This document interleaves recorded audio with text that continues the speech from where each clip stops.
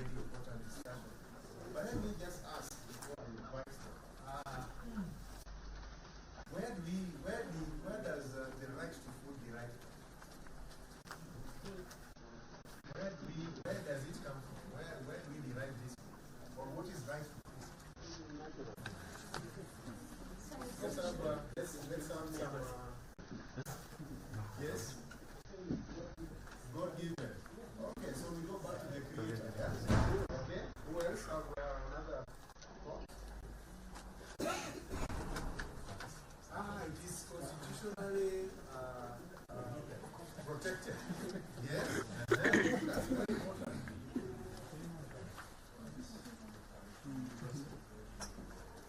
UDHR, Universal Declaration of Human Rights. This is very important. Yeah? Who else? Yes? It's right to life. It's right to life. Is it right to life or right to food? Okay, it's okay. It's okay. It's okay. Okay, no, I want to know all this connection. Yes, who else want to contribute? Yes? It's a basic need. Yeah? So what is a basic need? It means that you cannot do without. That's very important. And that is how I want this conversation to be. Yeah? Because sometimes we run into looking at the secondary issues about food, forgetting the primary, the basics ones, which we are supposed to study. Yeah? So who else have any other idea about any convention or talking about food? Yeah? World Food Organization. Who else? Which one else? Yes? It's a right to human rights. Sorry?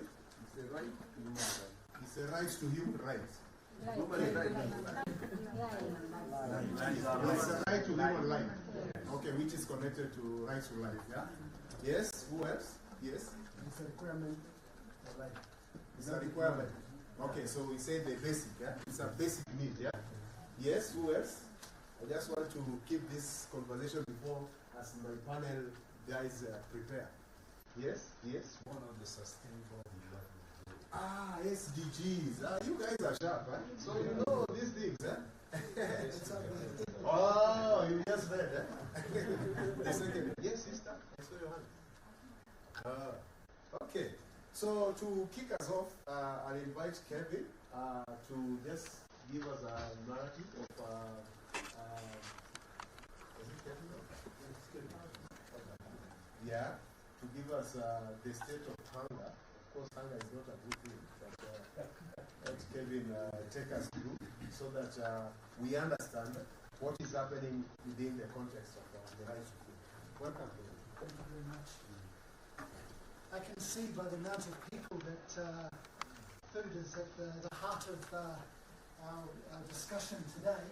And as you've rightly put it, my first sentence up there is to end hunger, achieve food security, and improve nutrition and promote sustainable agriculture. This is the aim of the Sustainable Development Goal, number 2, to create zero hunger globally by 2030.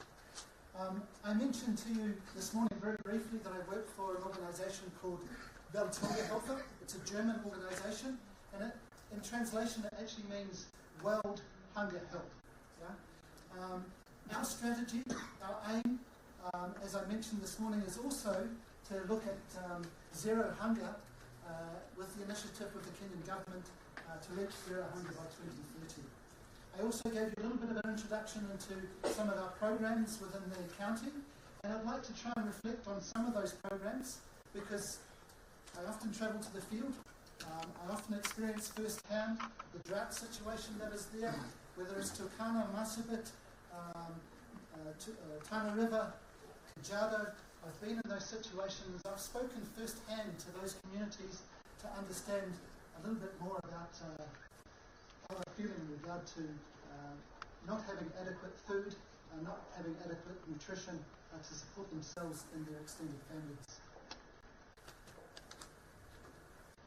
But before we get there, I would like to have a look at some research that has been done This research has been supported by the International Food Policy Research Institute, which is called Istream, as well as my organisation, Velshunga, and probably more common to you is the organisation Concern Worldwide. It's called the Global Hunger Index, and often they have themes that focus on major hunger-related topics. And last year's theme was related to forced migration and hunger. But the Global Hunger Index was actually launched on the 11th of October, and in Kenya it was launched early December. This is the 13th issue of this particular report, and this morning I'd like to highlight some of the issues that are related to the Kenya context as well. In general, this Global Hunger Index, the aspirations is to raise awareness within the regional and country differences in relation to hunger. We want to show some progress over time on how Kenya is adapting to the food situation here, and we want to highlight successes and failures in hunger reduction. Finally, we also want to provide incentives to act to improve international ranking. I took a statement up there just to give you a definition of what food security is. So food security is defined as a situation in which all people, all times, have physical, social and economic access to sufficient, safe and nutritious food which meets their dietary needs and food preferences for an active and healthy life. And that has come from a very relevant Kenya Food Security group from 2008. The Global Hunger Index, and I only have a few copies that are here. This is a global document, but you're welcome to take it for the copies that are available. It's looking at 3 dimensions or 4 components of hunger. The first one is undernourishment. In regard to undernourishment, we look at adequate food supply. The second one is looking at children under 5 specifically, so children underweight. And when we look at children underweight or undernourished, we look at the indicators of children that are wasting or children that are stunting.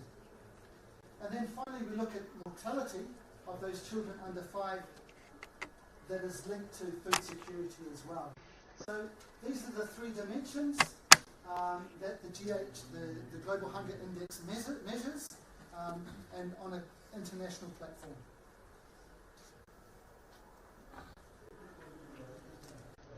It looks at the severity scale, so 0 to 100. And to calculate the results, the GHI scores a 100-point scale where 0 is the best, meaning there's no hunger, and 100 is the worst situation. And then it's categorized into 5 areas of food insecurity: low, moderate, serious, alarming, and extremely alarming. And just to give you an insight at the moment, Kenya is placed at 23.2. So we're still in a very serious state in regard to food insecurity throughout the country.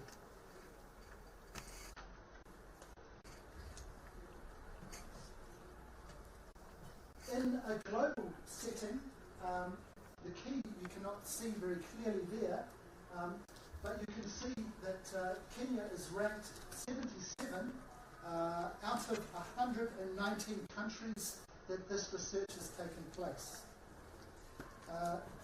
Kenya is ranked at 22.3 in 2018 and is ranked within the low levels of hunger of 20 other 7 countries that identified the situation as serious. However, there are some positive indications. Since 2000, Kenya has made some visible progress, reducing its score by 13 points, that's 32%. However, the situation of hunger and undernourishment still falls under the category of being serious. This data shows that from the year 2000, 2005, 2010, 2018, how that 32% decrease has happened, and that Kenya has progressed from an alarming situation, which was 36.5%. So this area here, this was Kenya in the year 2000, 36.5%, is now in the serious category of 23.2% in 2018. So there has been some progression, there has been some improvement. What does this mean for Kenya? What is the position? So 45 countries out of the 119 were ranked as having serious levels of hunger, and Kenya being one of them. As I mentioned, since 2000, Kenya has reduced its GHI score by 32%, moving from the alarming situation to a serious situation. Progress has been made in all 4 indicators of the Global Hunger Index.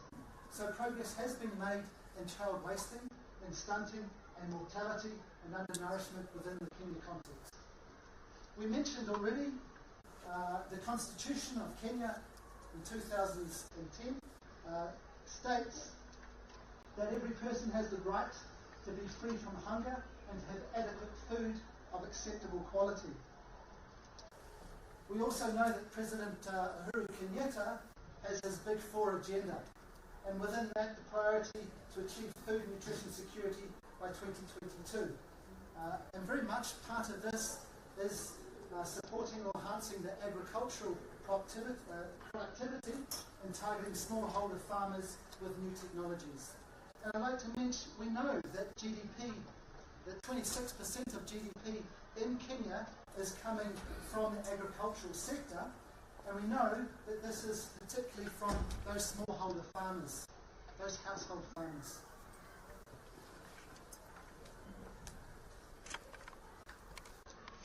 Often I'm faced with back donors. My particular donor is the German government, and often they ask, Kenya is a middle to lower income status. Why should we continue to fund Kenya when they can support themselves with that status? And my response is that there is a growing economy, but we're still facing persistent challenges. If we look at the ASL regions, if we look at the pastoralist areas, some of those areas have the highest levels of poverty in Kenya. From those challenges, in regard to food security, I wanted to explain to you a little bit more. So we've seen the Global Hunger Index score from the year 2000, and we see it to our present day in 2008. We've seen that now we're in the category of serious, and that there has been some improvements. However, if we look at undernourishment, we often think about food security and whether we have food in our stomachs, whether we have access to staples, whether we're eating on a daily basis. But there is also this hidden hunger. And the hidden hunger to me is that we're not getting enough micronutrients, we're not getting a balanced meal to support our health and our well-being. And this is where we're also declining. From 2010 we have a slight increase in the undernourishment within Kenya, which is proving the fact that there is a hidden hunger. We also, as I mentioned, have seen improvements in child stunting. So this has dropped quite significantly, which is an aspiration to the county governments, the health systems, the MOH. And child wasting has also been reduced to 4%, and child mortality is down to 4% as well. So there are some improvements, but this Global Hunger Index is helping us to see the picture on a yearly basis and the improvements that have been made in regard to that situation for Kenya. It was funny because when I was putting this presentation together yesterday in the Daily Nation, I found this. This was looking at missing piece in Kenya's response to malnutrition. And I wanted to understand whether this data was the same as the data that I've just presented to you. And it is. This data was presented yesterday, the 11th of June 2019, but it actually comes from a demographic health survey from 2014. And what I wanted to pick out is that it's the same statistics. that 4% of children under 5 are wasted, that 25% of children under 5 are stunted. And according to the data from the Ministry of Health, there are around 1,300 nutritionists employed by the government to serve the country. And my challenge there, is that really enough? And are those extension services being offered to rural communities and communities involved in nutrition awareness to improve their situation and food security at household level? We also see that 73,000 children were severely malnourished and at risk of dying. These are real issues, and this has been broken down per county as well. And I think although we're heading in the right direction, we still have a lot of work to do, and I'm happy that some of these things have been made public, that we're able to recognise the issues and start to address some of these issues, or at least advocate for some of these issues as well. Why is Kenya still struggling with food security? The reasons there's definitely needs for a strategy of the Kenyan government to subsidise farmers and provide support to farmers while selling their produce. I don't know how many of you are farmers in the room, but you know that there's high taxation on fertilisation in this country. There's not a lot of subsidies that are going to farmers. And as I presented previously, we're relying on those smallholder farmers. That 25% of GDP in country is coming from those smallholders, but there's not enough support from the government to provide subsidies to those farmers to make it sustainable. Farmers often abandon agricultural practices and venture to other business because the returns are unpredictable. It's unpredictable because we also have the challenges of climate change. So these farmers are facing a number of issues which doesn't make their farming sustainable, and it also doesn't bring in the income to also make their ventures sustainable and worthwhile. Wow. There is a need to make agriculture attractive to youth and encourage quick gains in the agricultural sector. The reason I said that was from my experiences, which is very limited. I've only been here for the past 3.5 years. We find that there is a pull factor into urban settings. There are youth that want to come to Nairobi, they want to go to hubs, and agriculture is not necessarily attractive to them. So we want to try and look at making agriculture attractive and looking at making it lucrative as well. Having some quick gains, some quick incentives to bring youth into the stage. Otherwise, we're going to continue with this deficit of food insecurity in Kenya. We need greater efforts in the promotion of sustainable and resilient livelihoods for vulnerable households, especially in the context of adaptation and climate change. Often we go into a situation where we have these climatic shocks, we have humanitarian action, and I give you one of my experiences. We've supported blanket supplemental feeding with WFP in the areas of Turkana and Turkana West. And it's an emergency response. It's providing CSB, the corn soil mixture, to children under 5 to help them survive and to bring them out of those acute malnutrition situations. However, once that humanitarian action is over, there's no bridge, there's definitely a gap between the transition between the emergency and the development phase. And there certainly needs to be more input and more support to building the resilience and livelihoods of those rural communities as well. Strengthening capacities to generate information allowed for improved policy making and advocacy. This is where research is an important component. Without the research, we cannot then advocate for improved policies within county government and national government legislative. Lack of integrated approaches for alleviating child hunger and undernutrition. So this is what I believe we're personally struggling with at the moment in relation to food security. I wanted to look at today, and we have a number of systems that are in place. we have a number of forecast-based systems that give us information related to the issues of food security and nutrition. And one of those is the famine early warning, and we call it IPC, the Integrated Phase Classification of Food Security. And you know that currently the weather, we have some rain here in Nairobi, but there are areas in Kenya that have only received sparse amount of rain, or rain has been scattered. And the situation in May is we have this system that identifies acute food insecurity.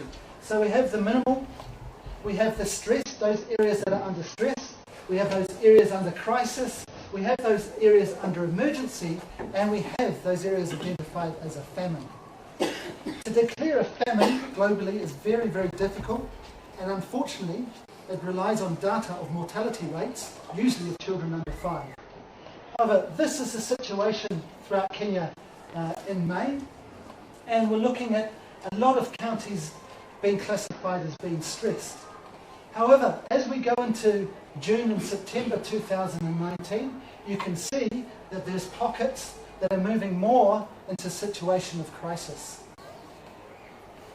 There's a number of information and data that is presented, not only with this FuseNet, but also the National Drought Management Authority, NDMA, on a monthly basis are collecting data related to slow onset crisis. We believe that this current drought conditions will lead to an estimated 50% decrease in agricultural production in Kenya. That means increased food insecurity at household level. We know that the price of staple food products has been increasing and is likely to restrict the availability of households to acquire food from markets. And I'll give you some statistics, and these are dominant hubs in Kenya: Kisumu, Mombasa, Nakuru. The market price of maize at the moment has increased by 35 to 50% from last year. That's making consumers and households in a very vulnerable position.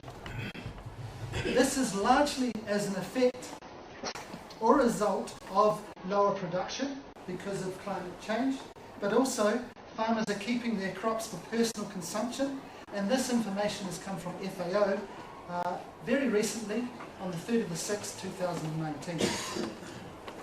I mentioned also in April 2019, April-May, we had approximately 1.1 million food insecure households or people in Kenya.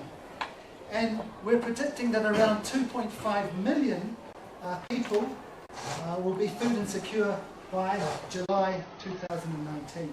So this means that we're going to be seeing a progression more steadily from being stressed to more crisis, and possibly in more of an emergency situation when it comes to food security.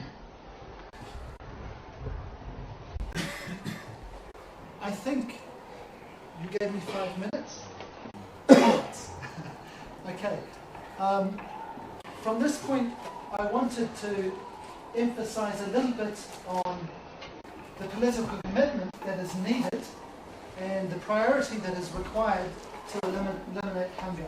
And in brackets I put hidden, because I hope that you now understand that the diversity of food on our table, the increase of micronutrients in our diet is also of concern that we need to raise and address.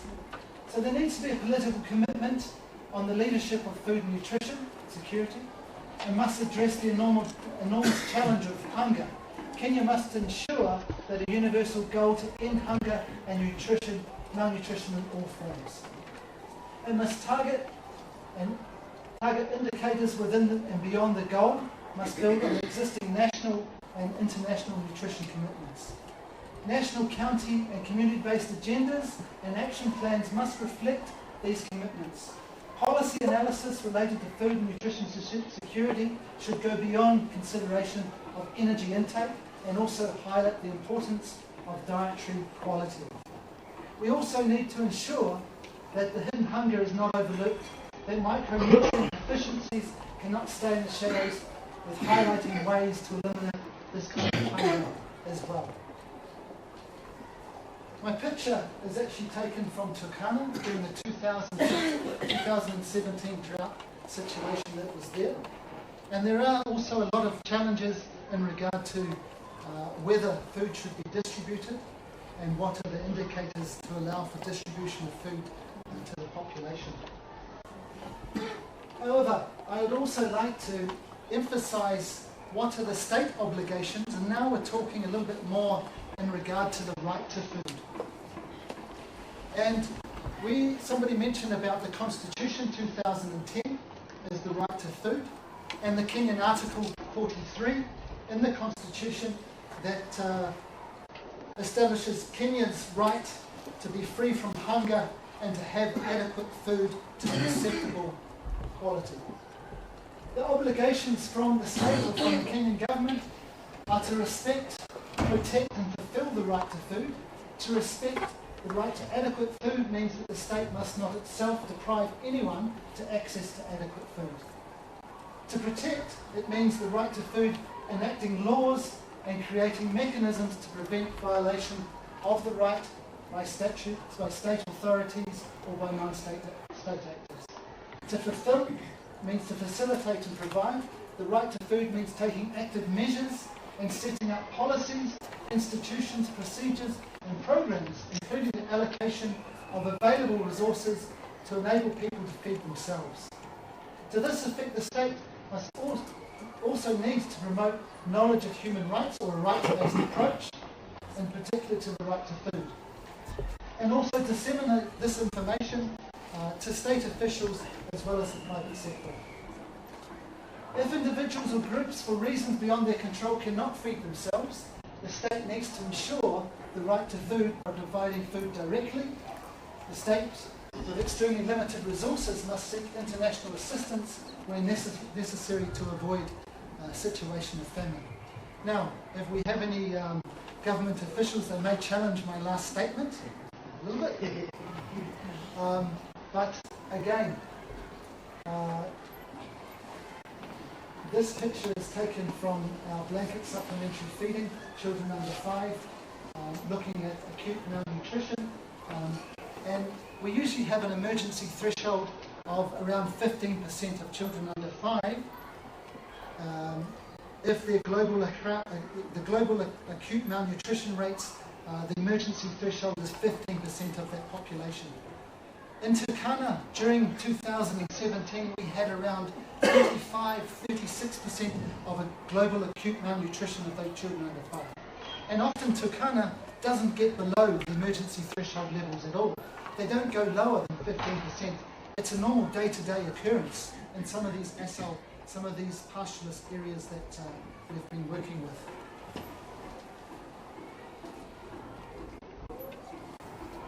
Since my time is limited, I would like to propose what we as an organisation would like to see.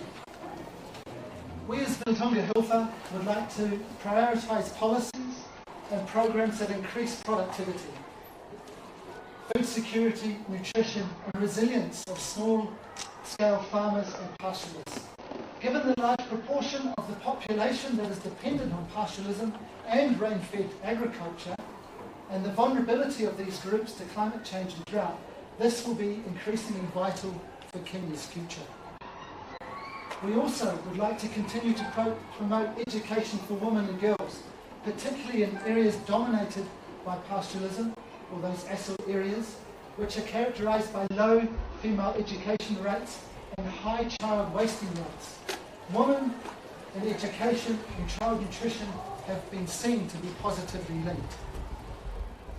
We also want to ensure that food security and nutrition are given priority at national and county levels, recognising the vital role that county governments must play through their devolved function, given that the agriculture, the health, the water and sanitation are all devolved functions within the county mechanism. We want to enhance food market information systems. There is a need to put in place mechanisms that provide accurate information both on regional and local markets.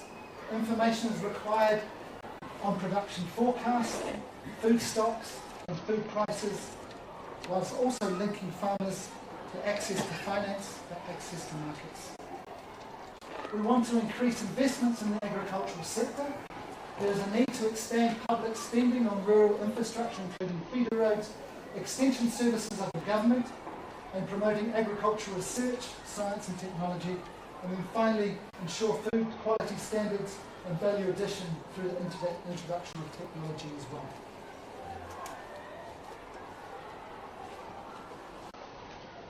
I think my time has been exhausted there, but hunger is one of the most, or the greatest injustices facing our world, but it doesn't have to be this way. Ending hunger is possible, and it's possible by 2030 for Kenya. Thank you very much. Wow, hapo ndio tunasemaga wow, si ndio eh? Kenyans eh?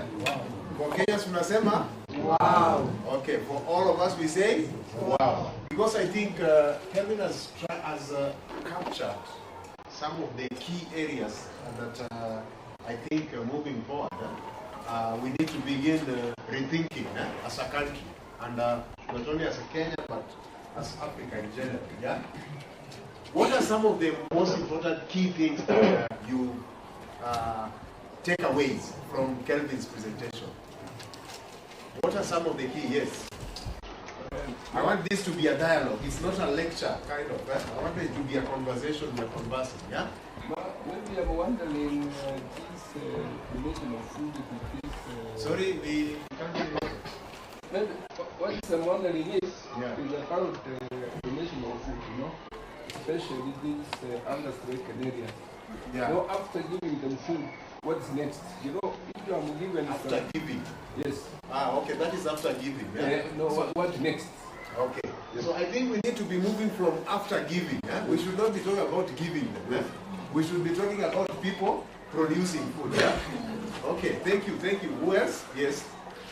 And as you shoot your comments or questions, I want also my friend here, James, to be preparing to give us a summary, a bit of some of the things that have emerged from Kelvin's presentation. As Omtata also will be doing is, Omtata what he usually do there.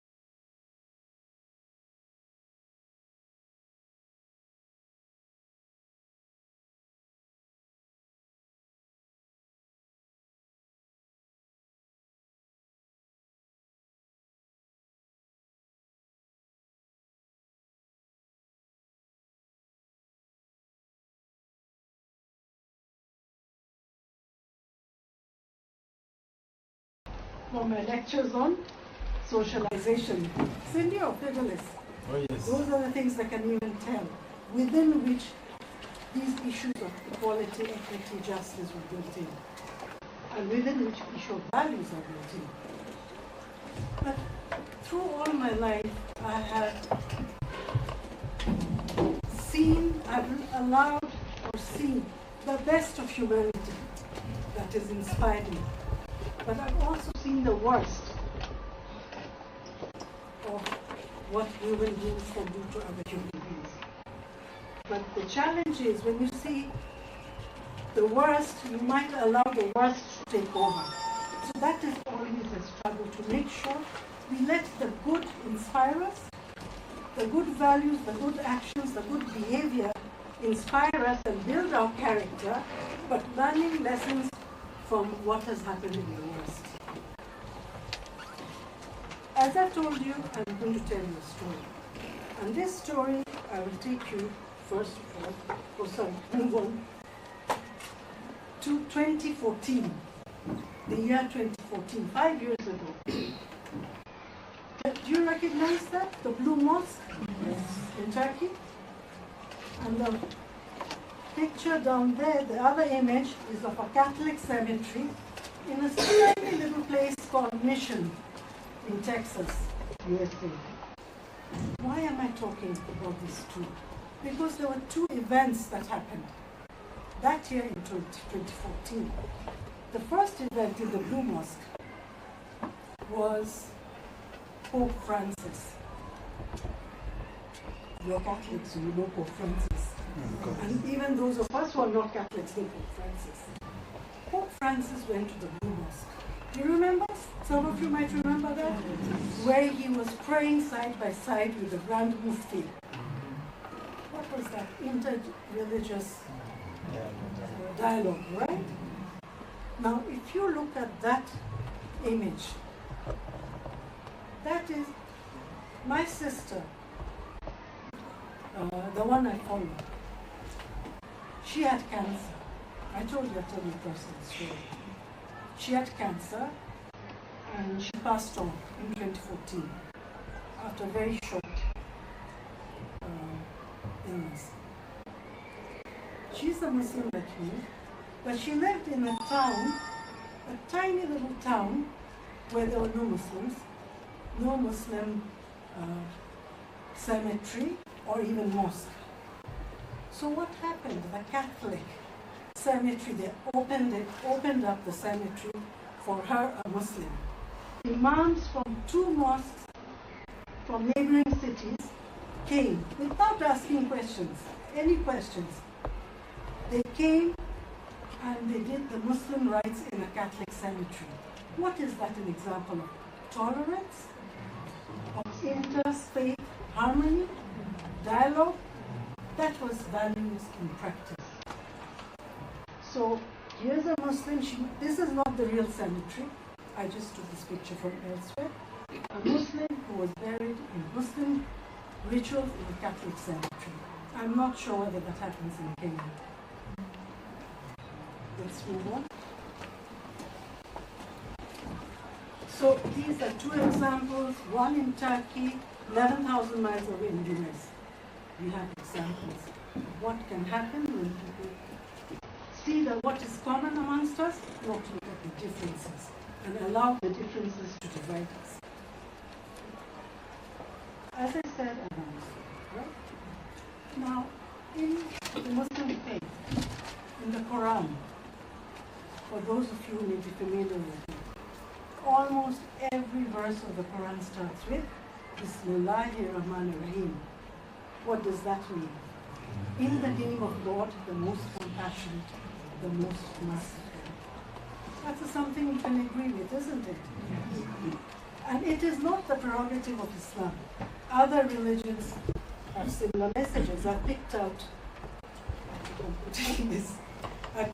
two. You are from the Christian faith, you know better than I. And the first one is Psalm 86:15. But you, O Lord, are a God, merciful and gracious, slow to anger, and abounding in steadfast love and faithfulness. And the other one is from the Hindu scriptures. Find and follow the good path and be ruled by compassion. For if the various ways examined, compassion will prove the means to liberation. Again, there's unity, inter-religious unity, dialogue, commonality. I think that's the word I'm looking for. But the thing is, in reality, okay, how was I brought up? I said I was Muslim, went to Catholic school, but in my personal social life, there were people of other faiths who made an influence on me. Like our family doctor was a Hindu, very nice, jovial person who actually even looked at nutritional aspects before he prescribed medication. There was another gentleman who used to come and teach my older siblings music. Wonderful person. He was a Hindu. But they all had the same values that we want to prescribe to. Now, but the reality is, okay, so our scriptures talk about values, positive values. But what happens in reality? Can you see this picture? This could be anywhere, isn't it? Something being burned. But this photograph is from pre-19, no, this is from religious communal rights in India, where you had the Hindus attacking the Muslims. But in Pakistan, in Bangladesh, ethnically I'm Bengali, I belong to a lot of places. You have the same thing. Anytime there's a problem in India, in Pakistan and Bangladesh, they would start attacking Hindus, and now these days even Christians, right? We get a lot of that fighting, killing each other, which is not really sanctioned by our religions. But what do we do? The next one, you see, you have the LRA, the Lord's Resistance Army in Uganda. We don't hear so much about them these days, but there's a time we really had of the kind of destructions they've done to northern Uganda, where I worked for about 5 years. The Boko Haram or nearer home, Al-Shabaab. And now you have the Al-Qaeda's and the ISIS and who knows what, and then you had the incident in Sri Lanka, you had in New Zealand. So we are killing, and what are we doing? We're killing in the name of God. Right? We are killing in the name of God. So where is that compassion and the mercy? And that is why when I started off, I was saying that I've seen a lot of this. I've lived through civil wars. Kenya, we came very close to it. Luckily, we're not. We don't have a civil war. But I've lived through civil wars. I've lived through real wars. And if we allowed that kind of negativity to take over us and form our character, then, then there's no hope for the world. But there is hope, but we allow our character to look at the bigger picture, look at the bigger values, not at the small petty things, and see how can we learn to be human. All our religions talk about that. In different ways, we talk about that. So all this that I'm saying, what does that have to do with education? Because you were told I'm going to talk about, and if you read my title of the presentation, Value-Based Education and Character Formation, Connecting the Dots. I would like you to connect the dots. What does all that have to do what is happening in the schools, for example? And how can we build character in a way that is positive, not divisive? Let's listen to some voices from the field, from the research that we've done. Different research. These are voices of children, actual children. I think I will read from here. So the first one is from a case study, a series of case studies that was done in DFID, UK aid funded research This research was undertaken by women educational researchers of Kenya, of which I'm a founder member. So this focus group discussion, children's discussion, I use a lot of the research that we do, especially on values. Actually, our primary focus is on children. And I'll tell you why in a bit. So the first one, the girl is saying, this was a mixed group, girls and boys. I came from B primary, of course I changed the names of the schools, and there was everything there. Good teaching, choirs, games, sanitary pads were provided, teachers were paid, we are beaten in our hands, and it shows. But here, now she has moved to a different school, here we are beaten without clothes. And the other girl says, yes, we are beaten. Teacher Jane, not the real name, Teacher Jane beat me in class 2 without dress at my behind. I think what she meant is, must have pulled up the dress and spanked at the back. And the boy says, yes, it happened. I was beaten with shorts only. She forced me to remove my trousers. I had wronged maths. Even the kids don't speak very good English. I had wronged maths. She used a stick to cane me at my behind. And then the other boy says, yes, she also beat me using a wire on my toes and legs. I wanted to drop out of school. And then the other girl says, she used a pipe on me. I had wronged English. It was not very long ago. There's a lot of violence in our schools.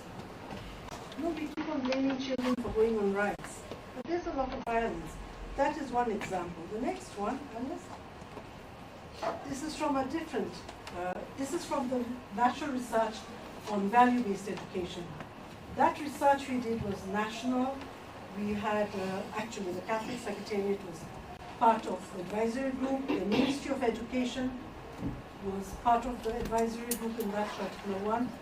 And the CS of Education at the time, Matiani, was launched it, the PS launched it on behalf of the CS.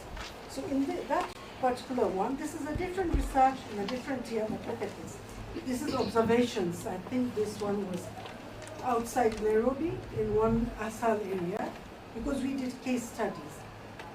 Like I said, our sample was almost 13,000. 5% of every primary schools, plus intensive case studies, qualitative case studies, 1 week per school. So it was very intensive. So the researchers were noting observations. So they said, outside the deputy head teacher's office, I can hear the children being beaten and being asked by the deputy, why are you not performing? As he beats them, we can hear him shouting. Is it because you don't have a teacher? Do you have lights? Are you feeding? Do you know there are some children who do not have food? I've told you several times, you pay attention, and that maths need practice. So basically the child had performed badly in maths. So the child is being beaten black and blue. The beating goes on, and the lunchtime bell rings. We head to the dining room. This is taken from the researcher's observation notes. These are just examples we give. A third example. This is 2017. I've seen almost here, I think there's left. This is a study that was commissioned by Toyza East Africa. And in this one, this was a scoping study on positive deviance. That's a different concept I don't have time to go into. Where the girls are saying, we are beaten mercilessly, especially by male teachers. Boys are beaten seriously on the buttocks and us on our palms, till we swell. The boys say. Teachers cane students when they fail exams, failing every question during revision time after academic analysis. This happens even when one has dropped with 1 mark from previous grade. It is worse for performance below 250 marks, where one is caned by more than one teacher in the room. This is something that actually in another research I did in the late 80s, 1990s, collective punishment. And we see that collective punishment being done by our security forces as well, isn't it? You go to a village, you punish collectively. And I want you to connect the dots. that violence that you see in the classroom,